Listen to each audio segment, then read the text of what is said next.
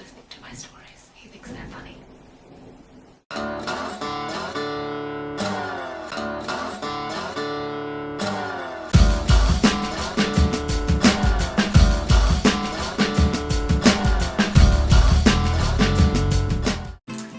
So I'm Michelle, for those of you who don't already know that, although if you're on this channel, I'm pretty sure you do. This was an idea taken from Jenna Marbles, and it's to tell embarrassing stories. I don't have a lot of embarrassing stories. I don't get embarrassed super easily, because my dignity went down the toilet a long time ago. And I'm also one of the clumsiest people. I suck at walking. So that's good for my sanity and health and stuff. But I thought of a few that I could share with the interwebs, and so I'm gonna do that because, yeah, entertaining for you. So number one is the boy's story. When I was in kindergarten, I had this big crush on this kid named Matthew.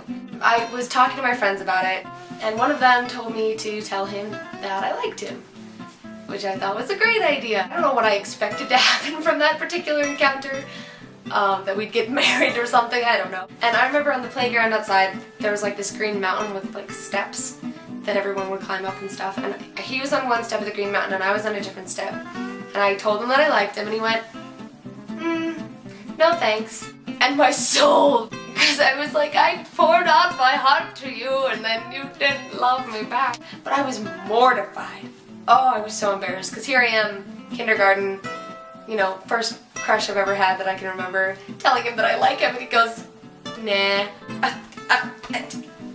And I told myself I'd never tell a boy I liked him ever again.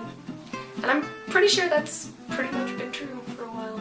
Until like I grew up and got over myself, but I was heartbroken. Okay, so the second one I can think of is, it was at my brother's 13th birthday party. I was 10. I was invited to the party because, you know, you have to invite your little sister when you're that little. It's kind of obligatory. So I was super excited to get to hang out with all the big kids, even though they're only 3 years older than me, but I was really excited. You know, I'm the weird little sister. I don't want to be, like, looked down on or whatever, so I was trying to be cool and trying to be funny. It was going well, I thought. One of my brother's friends told the story of when I was singing in the shower, and he was on the phone with her, and he put the phone under the door of the bathroom so she could hear me singing in the shower. And she remembered it and told everybody at the party. And that was the first time on record that I blushed. Because I wanted to crawl under the table and never come out ever again. Yeah, that was mean, Dave. Mean. This is number 3. And this is my theater embarrassing moment. So, I've been doing theater my whole life. I've always been in plays and shows and musicals and such not. So I was auditioning for this play about pirates, and they were lady pirates, and one of the things that the director asked us to do was to pretend to spit. She goes, but don't actually spit, ha ha ha, and we all chuckled nervously because we were all terrified.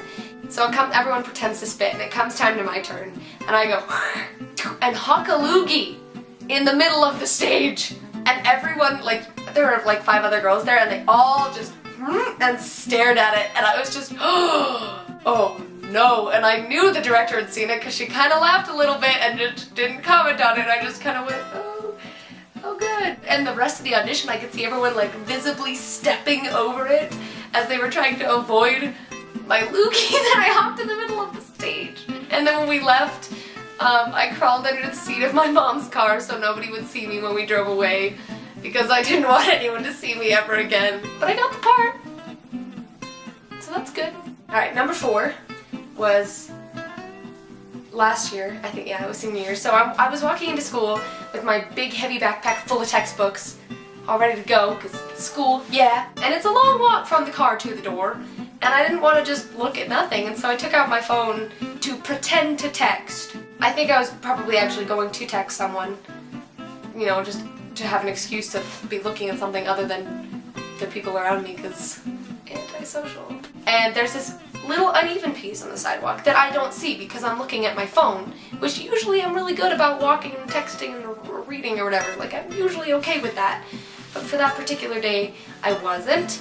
My toe just kind of like caught the front of that little uneven bit of sidewalk, so I stumbled a little bit and I caught myself, and it was great. And I was like, yes, saved it, we're good. And then my big heavy backpack swings to the side where I caught myself.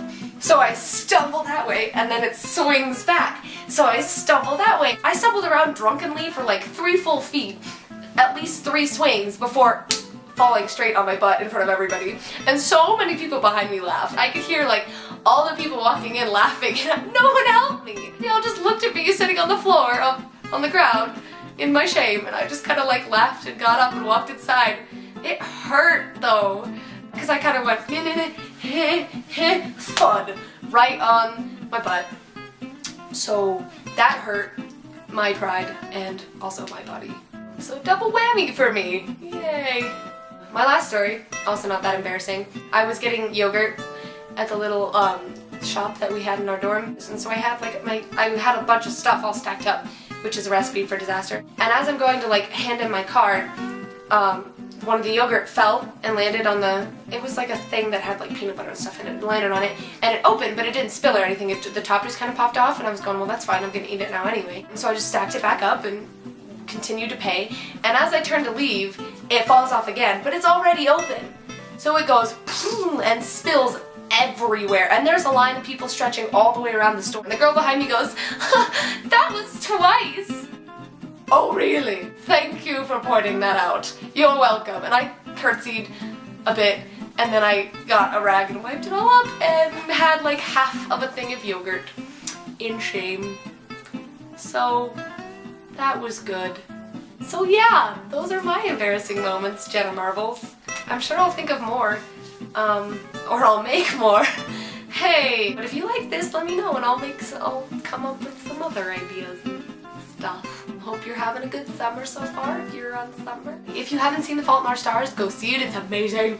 And it tore me in pieces, but that's okay, I'm gonna see it again so that I can like put the pieces back together and then rip them apart again, just to make sure that they're nice and broken. Emotionally incapacitated, yay! And I will talk to you next time. Goodbye. Edit that out, self.